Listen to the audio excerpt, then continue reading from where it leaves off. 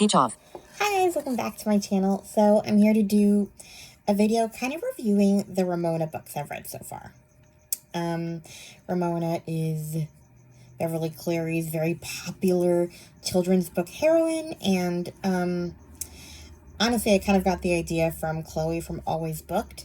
She has sort of been kind of collecting the books as she finds them, but she's also said that she's sort of afraid that they won't hold up, and she's heard that Ramona's pretty bratty.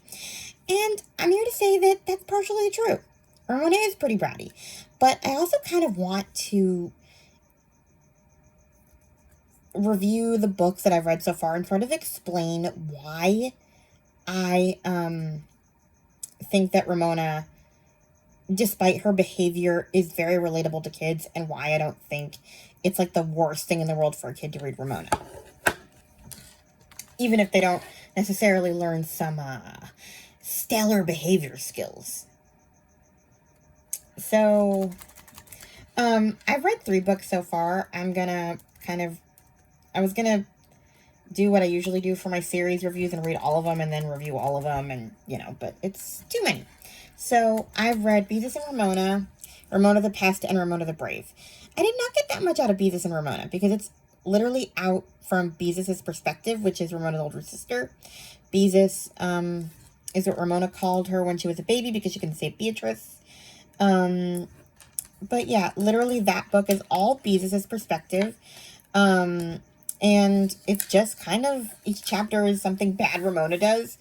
And I can kind of see why they didn't continue with the Beezus series, because Beezus is just very serious and good, and who wants to read about a good kid? I mean, it's not interesting reading because Beezus doesn't get herself into trouble. It's all about how Ramona is humiliating and she has to get Ramona out of trouble. There is one interesting part, though, that I kind of wanted to bring out, from Beezus and Ramona, because truly, the rest of it, I already did a video kind of reviewing all of them, but I didn't, like it. It was too long, and I was going into each chapter, and I'm like, okay, I could take out some parts. Beezus' story really is not a huge deal. But there's a couple of parts. So in chapter 3, Ramona ruins Henry and Beezus' checker game by locking Henry's dog Ribsy in the bathroom. No, I take that back. Ramona closed the bathroom door, and Ribsy's trying to jump to open the door actually locked himself in the bathroom by pushing the button with his paw. So, okay. But I found it interesting that Beezus feels she has to like Ramona because she's her sister. Like, she's listening to her mother and her Aunt Beatrice talk on the phone and how they get along super well and they're sisters and stuff, and she feels ashamed because she doesn't like Ramona. And I was thinking that how much things have changed since the 70s when that was written. Like, now you're allowed to say, I hate my sibling. I mean, these days, there's even like a culture of when you get to be an adult, you can cut off toxic people if you don't like them. So in this day and age, Beezus would probably, I don't know, cut off Ramona when she turns 21 for making her miserable. Also, in chapter 4 of Beezus and Ramona, Ramona bites every single apple that they have in the house.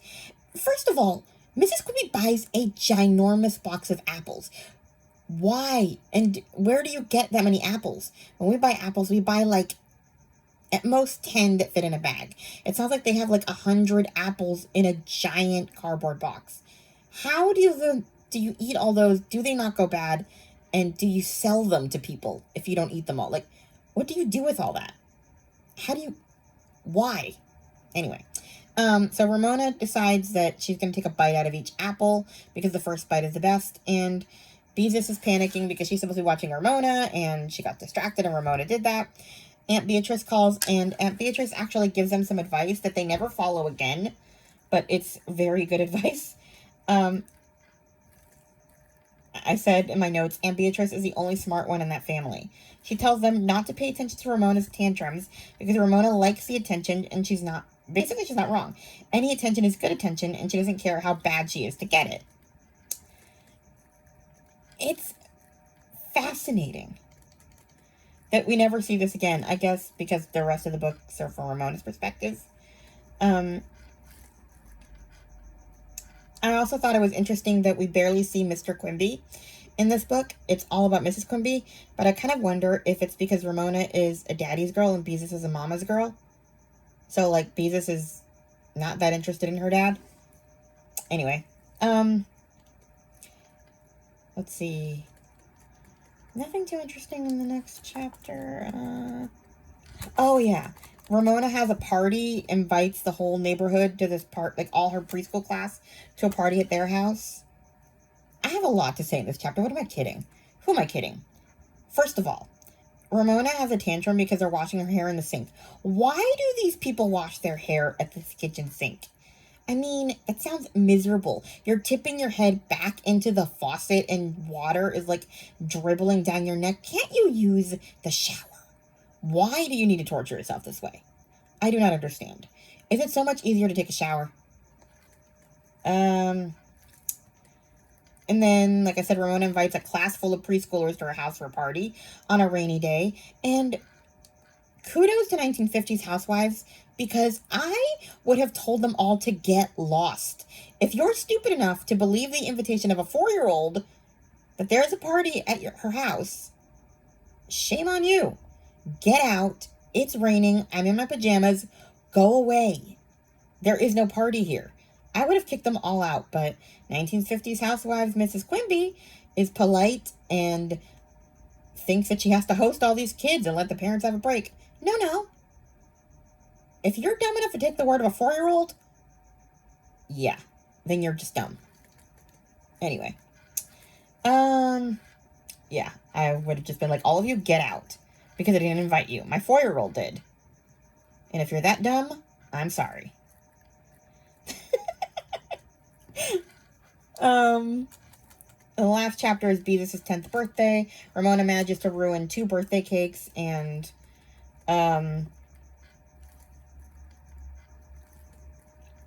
they talk about Beezus finally tells her parents that she doesn't always love Ramona, and Mrs. Quimby actually validates her. Also, Aunt Beatrice gives Ramona a birthday present on Beezus' birthday. I wonder if this is where this is how the whole let's give kids presents on other people's birthdays culture started, because I've always thought that was the dumbest thing to do. Like, the idea of a birthday is that it's your day, okay? The day is all about me.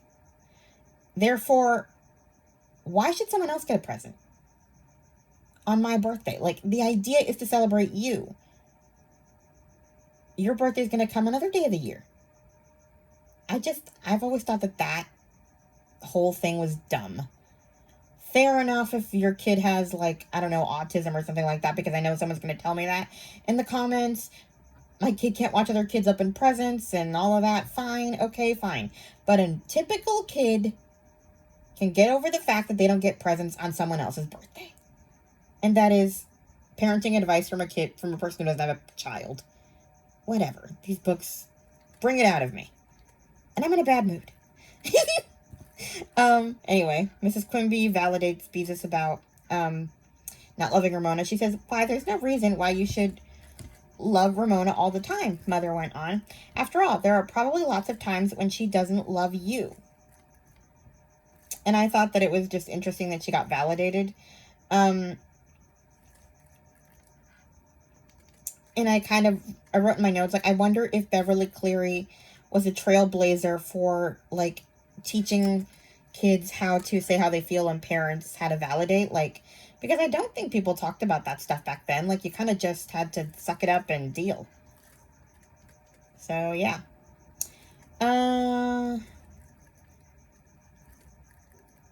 My last note was, Beavis is annoying and bossy, but she's a better person than me when she says that she hopes Ramona comes back to the table to eat cake after she gets in trouble.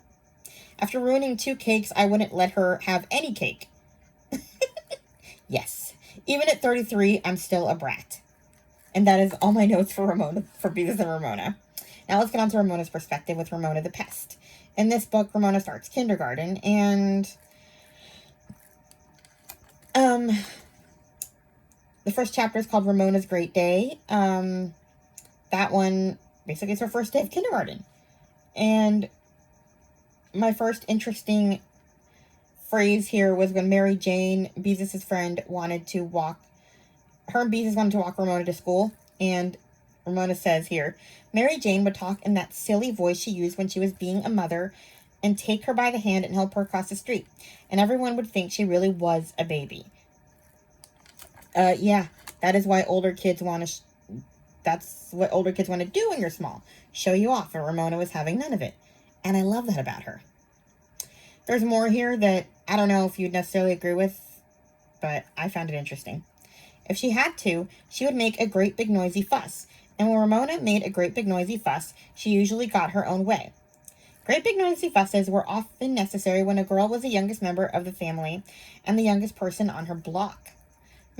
Oh, that's a later note. I didn't space these right.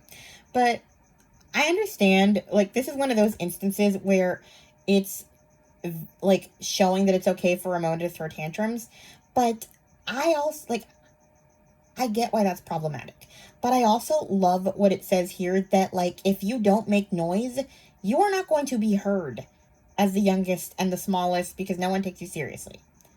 And that's just what it is. That is why a lot of kids do throw tantrums, because they feel unheard.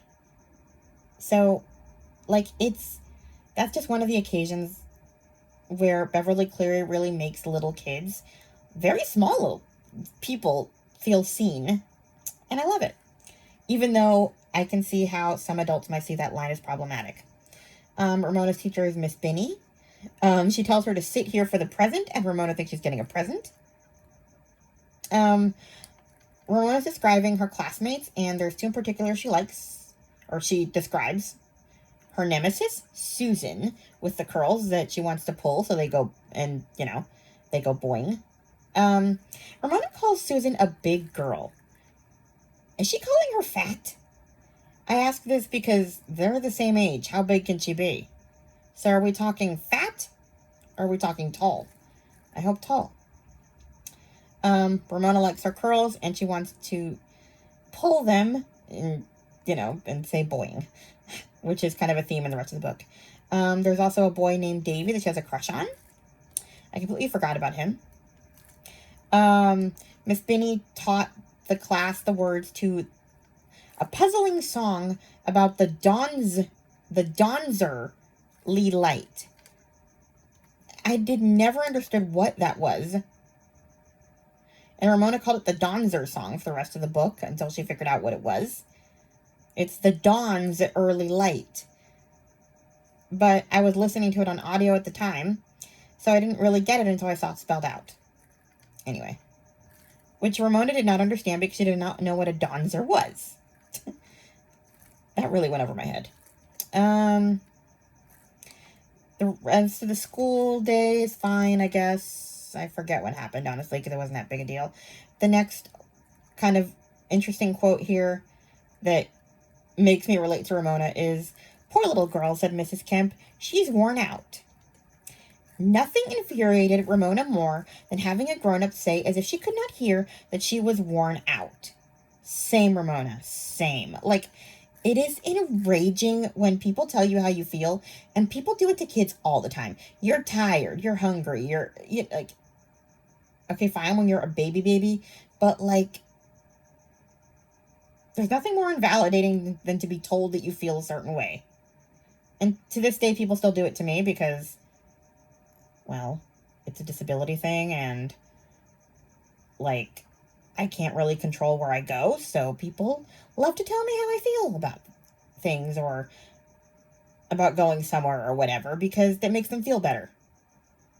Anyway, yes, I still relate to child feelings. Let's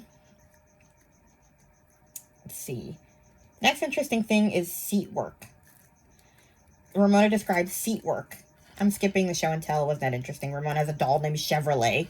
I actually love that. She thinks Chevrolet is a beautiful name. So, yeah. She says there were two kinds of children who went to kindergarten. Those who lined up beside the door before school, as they were supposed to, and those who ran around the playground and scrambled to get into line when they saw Miss Binney approaching. And Ramona was one of those, of course. Ramona likes to chase Davy around the playground in an attempt to kiss him. Which I find, yikes. I didn't really think about it when I was reading it as a kid, but now as an adult, I'm like, ooh. That wouldn't be a thing you would write in a book these days, because it's harassment, even if you are 5. Like, that would be inappropriate. But back then, they just thought it was cute. Anyway, I also kind of wanted to share that the seat work chapter is, when I read that the first time was when I decided that I wanted to write print letters. Ramona was describing how some of the letters looked in print, and so I was trying to draw them, like to write them out. And my mom got me stencils, and I learned to write printed letters. So I can write print, like printing, but I mean, it's not that pretty, and my letters are huge and sloppy, of course. So basically, they're big enough so that I can feel them. So I can write, I think 2 sentences takes up a whole page, depending on how long they are. Whatever. Ramona wants to have an initial next to her name. She wants to be like I think there's 2 Erics who have an initial next to their name. And so Miss Binney has her be Ramona Q. She puts a Q for Quimby. And Ramona adds tail and ears to the whiskers and ears to the Q because it has a tail. Anyway, let's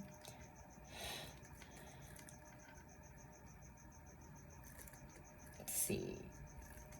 The next huge thing is that Ramona wants boots, and Mrs. Quimby doesn't think that it's worth the money because Ramona can use Howie's old boots.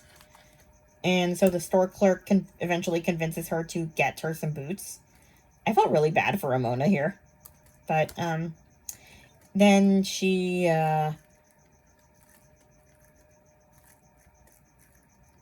gets herself stuck in the mud, and Henry has to help her, and it is so funny.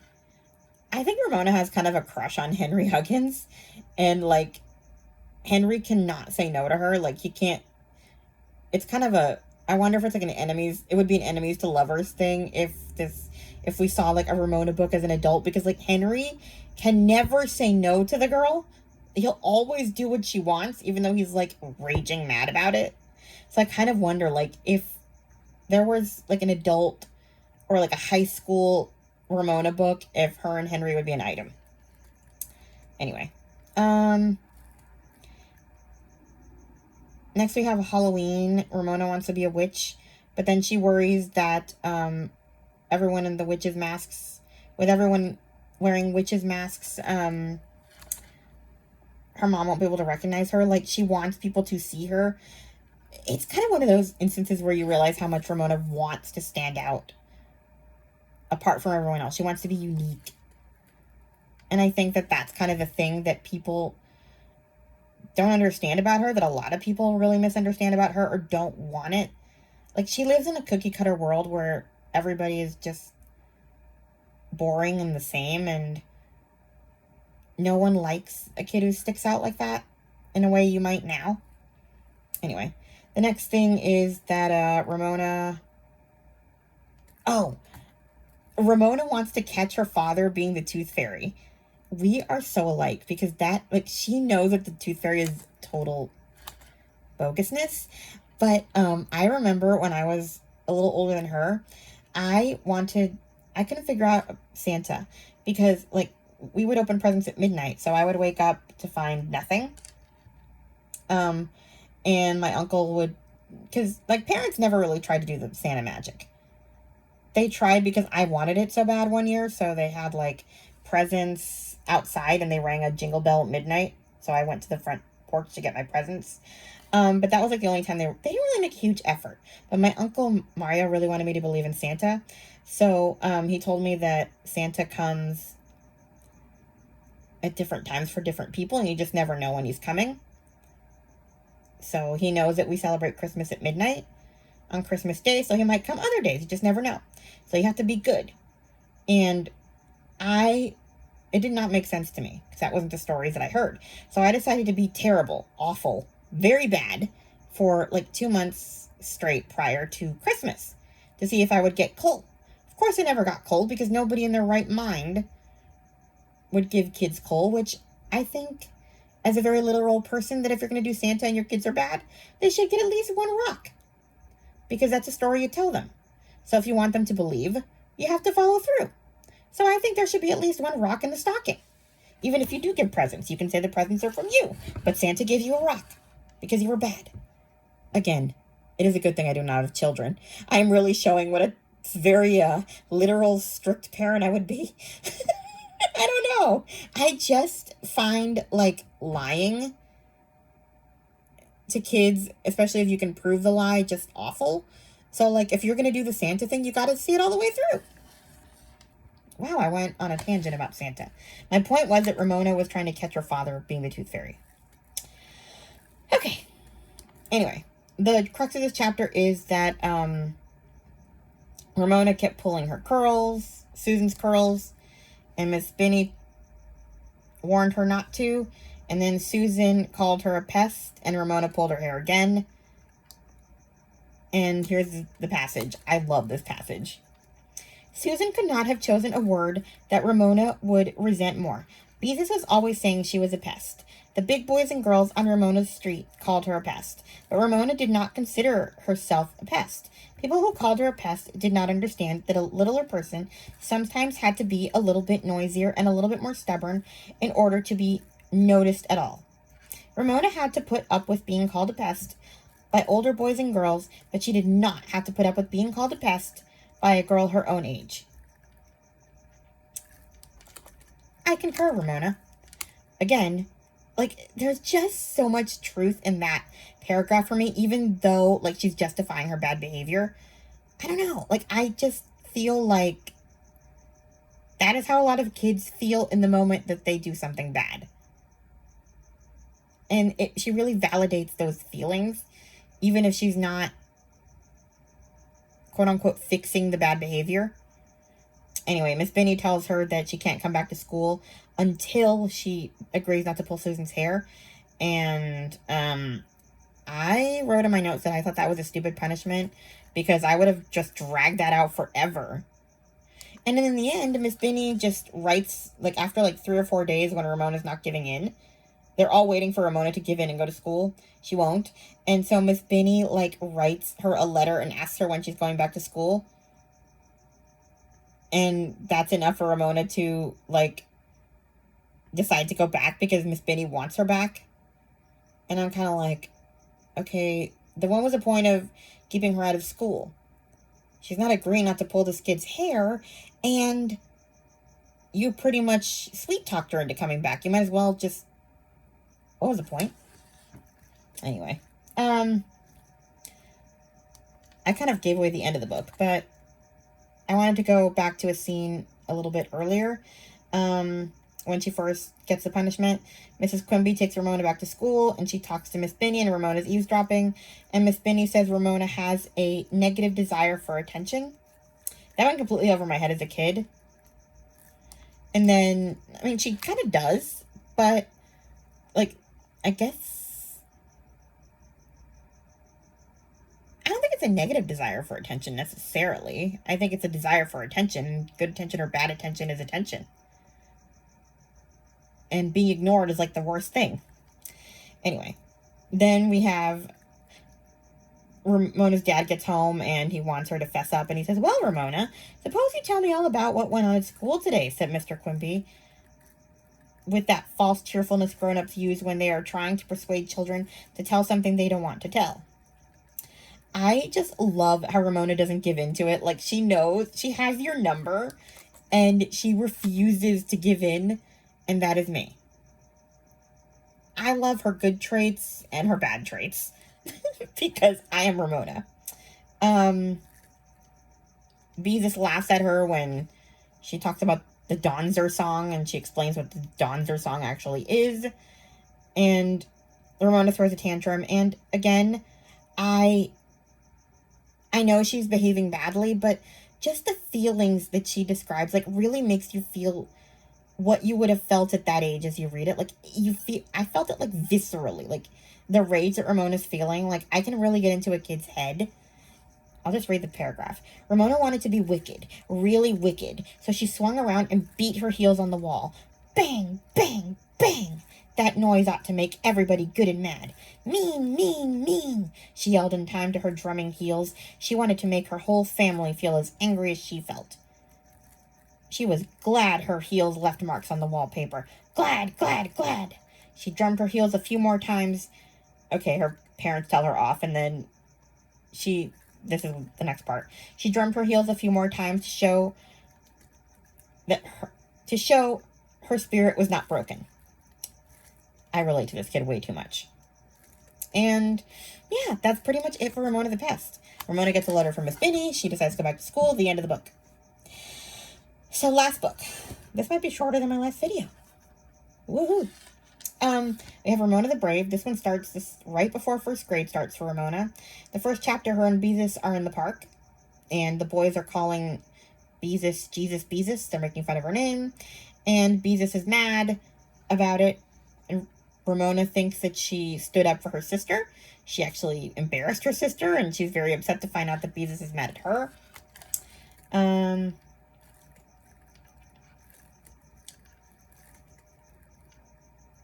Yeah, Beezus says, and then Ramona had to get into the act.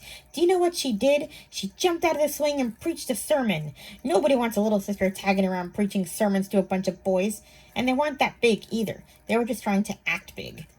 The sermon that she preached was, do not take the Lord's name in vain, because they were calling her Jesus Beezus.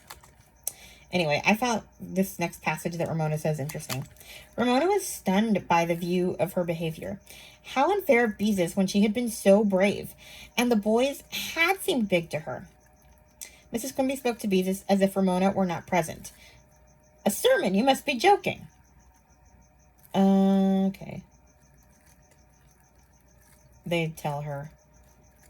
She tells her what she said, and how embarrassed she was. Ramona was suddenly subdued. She had thought Beezus was angry at the boys, but now it turned out she was angry with her little sister, too. Maybe angrier. Ramona was used to being considered a little pest, and she knew she sometimes was a pest, but this was something different. She felt as if she were standing outside looking at herself. She saw a stranger, a funny 6-year-old girl with straight brown hair, wearing grubby shorts and an old t-shirt, inherited from Beezus, which had a camp across the front. A silly little girl embarrassing her sister so much that Beezus was ashamed of her, and she had been proud of herself because she thought she was being brave. Now it turned out she was not brave. She was silly and embarrassing. Ramona's confidence in herself was badly shaken. It's just so interesting the way the author describes Ramona's feelings and how she's looking at herself. Like, she sees herself kind of outside herself. She sees what other people would see, so it's kind of like a moment of introspection for her. And this whole book is all about moments where Ramona feels she's brave, and it turns out she's not quite as brave as she thinks she is. And this was one of those moments. She thought she was being, like, super brave for sticking up for Beezus with those big boys, and it didn't work out for her. And it was very sad. But then they have a moment of making up when Ramona suggests that Beezus call herself Beatrice.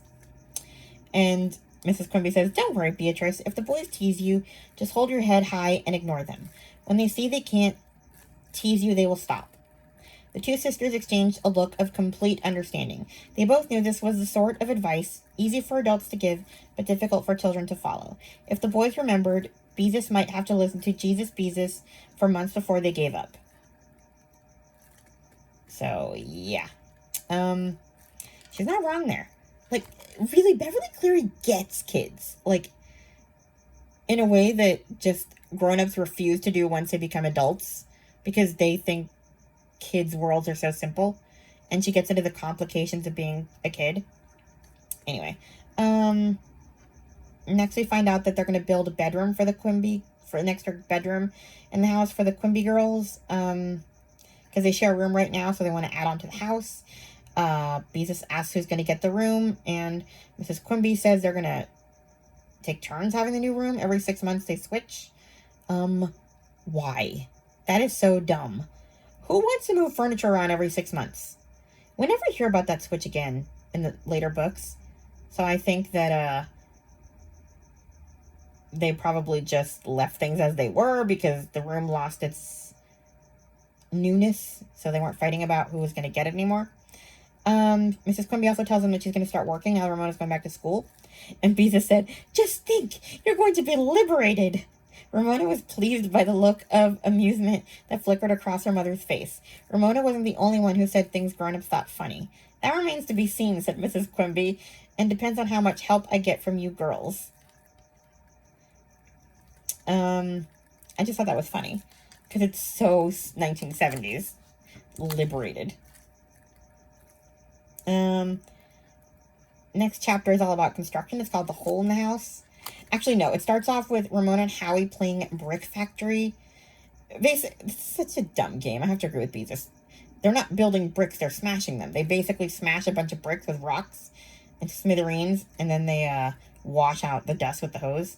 Mrs. Quimby had to, it says, Mrs. Quimby had to wash several loads of Ramona's clothes in the washing machine, separate loads of Ramona's clothes in the washing machine to prevent them from staining the rest of the laundry. "Let the kids have their fun," said Mr. Quimby when he came home tired from work. "At least they're out in the sunshine." "Yeah, all right, Mr. Quimby. It really is a sign of the times when he can say that. He's not helping with the laundry at all. But let's indulge their stupid game because they're out in the sunshine. When my wife has to do extra laundry. No, those bricks stay at Howie's house, and Mrs. Kemp can do the laundry." Anyway, especially now that Mrs. Quimby's going to be working. She's still going to be expected to do that laundry, isn't she? Sexism at its finest. Oh well. This is the funny line. "He was not so tired he could not run when Ramona chased him with her rusty hands. 'I'm going to get you, Daddy,' she shouted. 'I'm going to get you.' He could run fast for a man who was 33 years old. But Ramona always caught him and threw her arms around him. He was not a father to worry about a little brick dust on his clothes. The neighbors all said Ramona was her father's girl. There was no doubt about that. 33 is not old, thank you very much." Anyway, I just thought it was funny. She makes him sound like such an old man. The workmen arrive and start building the new room. There's a hole in the house. Her and Howie jump through it. Howie later, well, I'll get to that. Next chapter is the first day of school. When the first day of school finally arrived, Ramona made her own bed so her mother would be liberated. Anyway, Ramona's very proud to be walking to school by herself. One of the neighbors says that she says, "Hello, Ramona. My, aren't you a big girl?" "Yes," said Ramona, but she spoke modestly. She did not want people to think that being in the first grade had gone to her head. Jeez. And then, how little the new members of the morning kindergarten looked. Some of them were clinging to their mother's hands. One was actually crying. So yeah. It's kind of funny that Ramona feels like so old now that she's in first grade. And there's a scene later in the book, I can't remember where exactly, where she's like looking out the window wistfully and thinking of the good old days when I think she was sharpening her pencil or something, and she was like stalling going back to do her math. And she was looking out the window at the little kindergartners playing hopscotch or something and thinking nostalgically of old times. And I'm like, man, you're not that old, Ramona, which is really funny. Anyway, Ramona is with the same classmates as she was in kindergarten, including Davy and Susan, with the boing boing curls. Ramona resolves she will not pull Susan's hair this year. She's too old for such shenanigans. Mrs. Griggs is a new teacher, and she is very dull. They have show and tell. Ramona tells about the hole in the house, and she tries to get Howie to corroborate the story, and he won't because it wasn't actually a hole in the house. They just pried some boards off with a crowbar or something I forget exactly how he explained it. I don't speak tools, but Ramona was very angry that Howie made her look stupid in front of the whole class. And so was I, because can you just not be so literal, Howie? Anyway, next is where the real trouble begins. The owl trouble. They're making owls for... Oh, first note. Ramona mentions that Davy had trouble reading and was stuck between the words saw and was. Interesting. Dyslexia? It's a passing reference, but I found it interesting. Oh, yeah, and she kind of talks about Mrs. Griggs and some of the dumb things she says. If Joey complained that Eric J. hit him, Mrs. Griggs answered, Joey, nobody likes a tattletale. Yeah. That woman sucks and is why kids get bullied. Anyway. Parents' night is coming up. And Ramona describes it as parents' night is not the same as open house. On parents' night, the children stayed home while parents came to school to listen to teachers explain what the children were going to learn during the school year.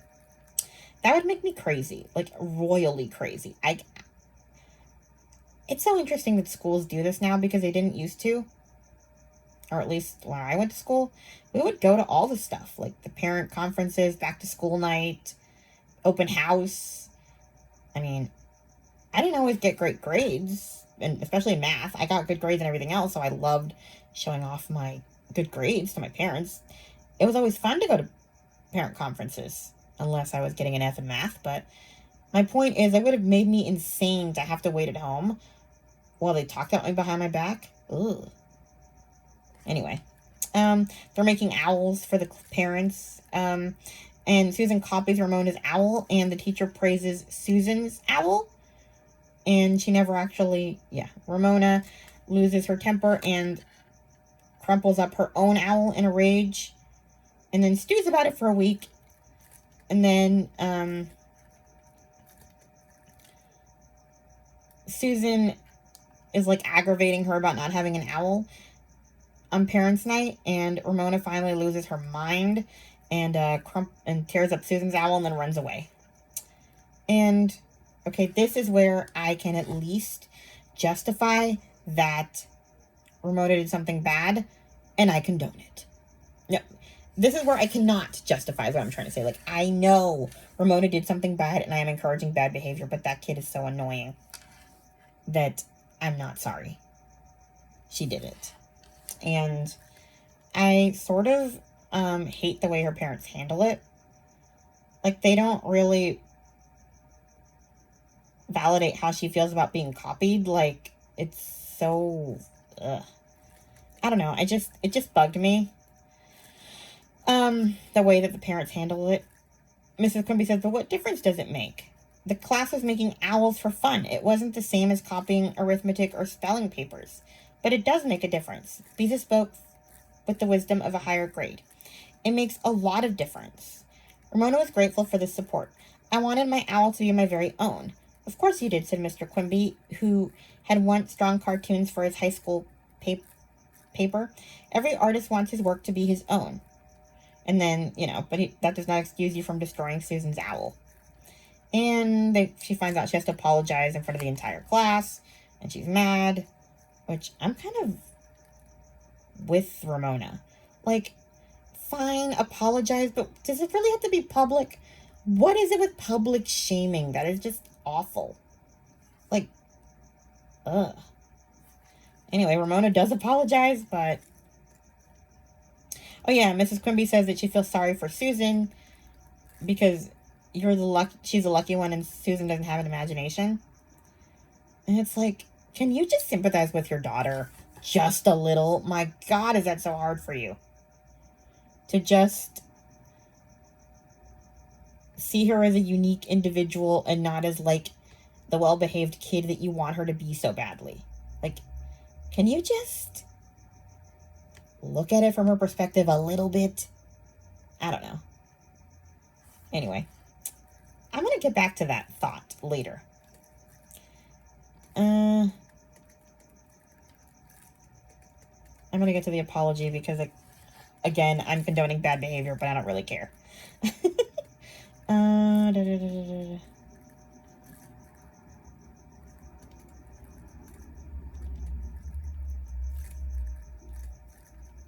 Ramona felt as if she were walking on someone else's feet.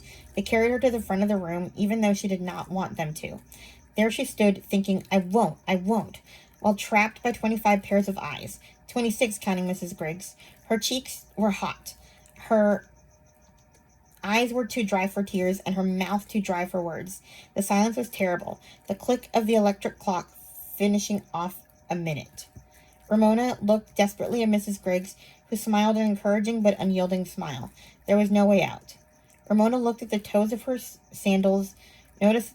Okay, and after swallowing, managed to speak in a small, unhappy voice. I'm sorry, scrunched Susan's owl. Thank you, Ramona, said Mrs. Griggs gently. Ramona returned to her seat. The look on Susan's face was too much to bear. Old goody-goody Susan. Ramona glared and added to her apology in a furious whisper. Even if you are a copycat who stinks. All right, she could have left out the stinks part, but, yeah. That apology was just, ugh. I couldn't do it. But, yeah. And then the next thing that's here is an interesting statement that she makes. She looked at Mrs. Griggs standing there in her pale green sweater with a wisp of hair hanging in front of each ear. She was always so calm. Ramona liked people who got excited. She would rather have a teacher angry with her than one who stood there being calm. That's another thing that we have in common. There is nothing more infuriating than someone being calm when you're in a rage. But I think that's also why Ramona just doesn't get along with her. There's no fun in her at all. She's just plodding along in her days, and Ramona likes some excitement. They're just a terrible match. And she wants things to be cookie cutter. She's a lot like her mom, I think. Her mom isn't very fun, and she wants Ramona to be perfect like Beezus and behave and just do what she's told. Anyway, next is Alone in the Dark. Ramona's scared to be in her room. But she doesn't want to admit it, so she stays awake, waiting for her dad. Nothing interesting. It's just Ramona being afraid of monsters. The next chapter is called Ramona Says a Bad Word. Beezus and Ramona get their progress reports from school. Ramona doesn't want to tell anyone about her progress report. But Beezus obviously does, because she wants to show off hers, because her report is always perfect. So she's excited, and which makes them, like, realize that Ramona has one too. Oh yeah, but before that, Ramona's coloring. Like, she's making herself a coloring book. She's drawing the shapes, so then she can, like, color them in. And it's funny. There's a line here. Mrs. Cummy picked up Ramona's coloring book and studied it. Why, Ramona, she said, sounding pleased, you must take after your father. You draw unusually well for a girl your age. And it's interesting because Ramona's been drawing for, like, forever, and it's like, all of a sudden she notices this about her kid. She wants her to be someone else so badly she doesn't notice the things she's actually good at, because they're not interesting to her. Anyway. Oh yeah. And Ramona says, I know that it's good. And it says, Ramona was not bragging. She was being honest. She knew her drawing was better than most of the baby work done in room 1. I love comments like this, but I can see how she can put off adults. Like, adults want you to be modest and not show off too much. A lot of them do. So they want you to be like, oh, thank you, and smile prettily. And Ramona is just very honest and like, yeah, I know I'm good. Anyway, Ramona is forced to show her progress report, and Mrs. Griggs says that Ramona needs to learn to keep her eyes and hands on her own work. And Ramona loses it here again. I'm pretty sure this is her last tantrum. Like, big tantrum. The next few books she gets a little older, but I really related to her in this book during this tantrum, just like the last one. Because, like, she'd been sort of holding in her feelings about Mrs. Griggs and about how she felt like she treated her unfairly and stuff like that. And to have her parents just side with her without even asking her, like, what the problem was, why she did the things she did, like, it was just, you're immediately on the teacher's side. And I just thought that was just awful. Anyway, she's just so relatable as a kid. Ramona had had enough. She had been miserable the whole first grade, and she no longer cared what happened. She wanted to do something bad. She wanted to do something terrible that would shock her whole family, something that would make them sit up and take notice. I'm going to say a bad word, she shouted with the stamp of her foot. That silenced her family. Picky, okay.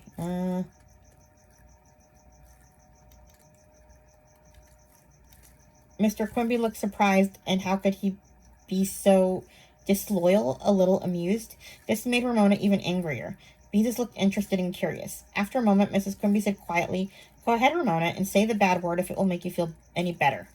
Ramona clenched her fists and took a deep breath. "Guts!" she yelled. "Guts, guts, guts!" There, that should show them. Unfortunately, Ramona's family was not shocked and horrified as Ramona had expected. They laughed. All three of them laughed. They tried to hide it, but they laughed. And then she starts to cry, and she threw herself face down on the couch. She kicked and she pounded. Okay. Everyone was against her. Nobody liked her. Even the cat did not like her. The room was silent, and Ramona had the satisfaction of knowing she had stopped their laughing. She heard responsible old Beezus go to her room to do her responsible old homework. Her parents continued to sit in silence, but Ramona was past caring what anyone did. She cried harder than she ever had cried in her life. She cried until she was limp and exhausted. Then Ramona felt her mother's hand on her back. "Ramona," she said gently, "what are we going to do with you?" With her red eyes, swollen face, and a streaming nose, Ramona sat up and glared at her mother. "Love me." Her voice was fierce with hurt. Shocked at her own words, she buried her face in the pillow. She had no tears left. That line got me. Like, I want you to see me, not who you want me to be. I want you to love me. Like, that is what makes Ramona super relatable. Like, she wants you to like her for her and not for... She's not going to change for anyone. And that is, like, the best thing about Ramona. Even if who she is isn't always the most likable person in the world, she just never stops being her. And, like, it's just, wow. That line just got me. And they say they do love her. Okay.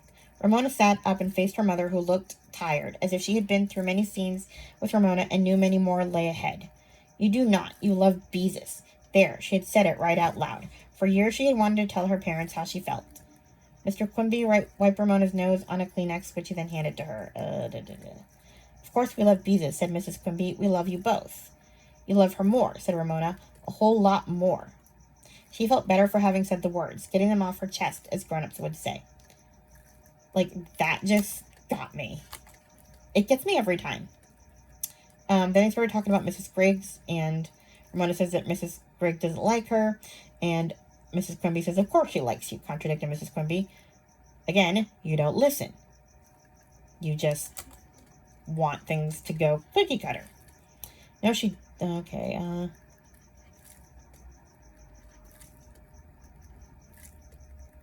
Beezus kind of defends her about her. She says, "I told you Mrs. Griggs was great on apologies," Beezus reminded her family. "And she will get around to asking," okay, "But Beezus, you got along with Mrs. Griggs when you had her," said Mrs. Quimby. "I guess so," said Beezus. "She wasn't my favorite teacher, though." "What was wrong with her?" asked Mrs. Quimby. "There wasn't anything really wrong with her, I guess," answered Beezus.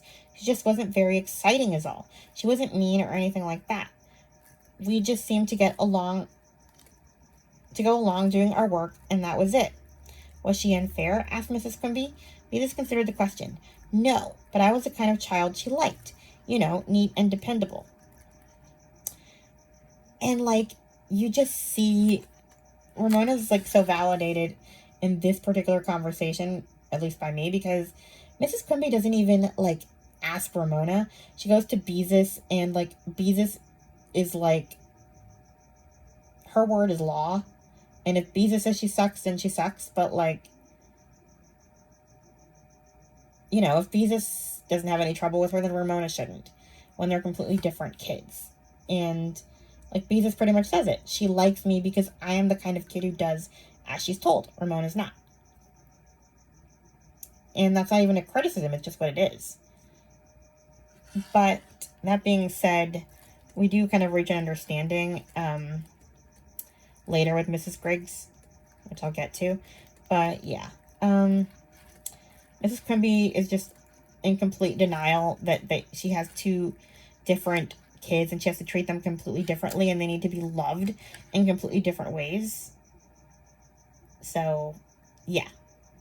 Anyway, the last chapter, Ramona gets her shoe taken away. Like, her dog snatches her shoe.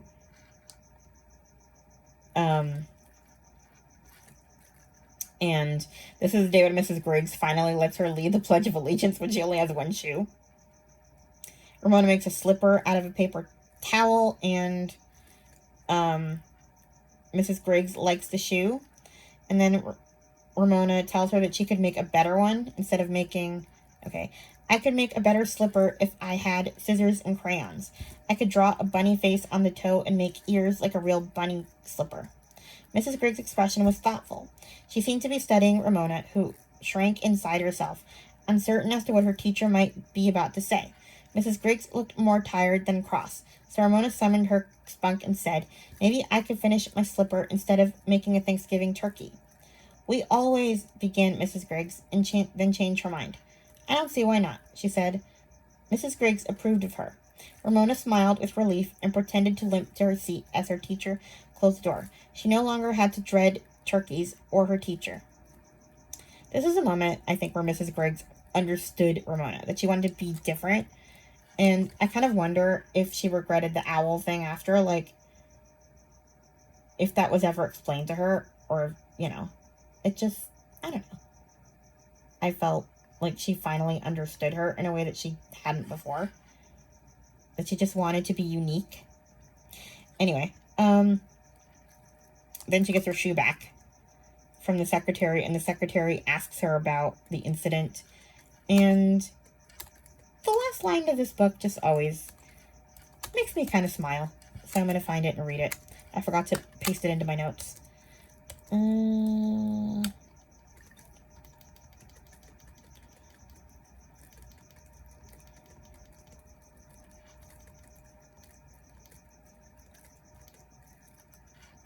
"You took off your shoe and threw it right at him? You must be a very brave girl." "I guess maybe I am," said Ramona, pleased by the compliment. Of course she was brave. She had scars on her shoe to prove it. She hoped her mother would not be in too much of a hurry to hide the tooth marks with fresh shoe polish. She hippity-hopped, paper slipper in hand, down the hall to show off her scars to room 1. Brave Ramona, that's what they would think. Just about the bravest girl in the first grade. And they would be right. This time Ramona was sure. So, yeah.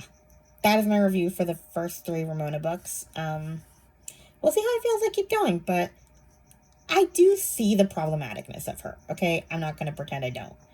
I get that she is not the model for good behavior, but I think she is a model for kind of understanding how you feel as a kid, why you act a certain way. What are the feelings behind it? Because the author really describes those feelings in words. And I think it helps parents understand how kids feel powerless too. So, I don't know. I almost think Ramona is a good parenting guide because it's literally, from a child's perspective, like telling you how your kid feels when your kid can't tell you themselves. So, I don't know. I think they're good books to maybe read aloud with your kids and talk with them about, rather than letting them read it themselves. So you can at least say that this isn't appropriate, I guess, if you want to, but talk about how Ramona might have felt in the moment when she was doing the bad things. I don't know. That's just my take. Anyway, let's hope this video is not as long as the last one I made. Please like, comment, and subscribe, and I'll talk to you guys in my next video. Bye. Speech on. Stop recording video.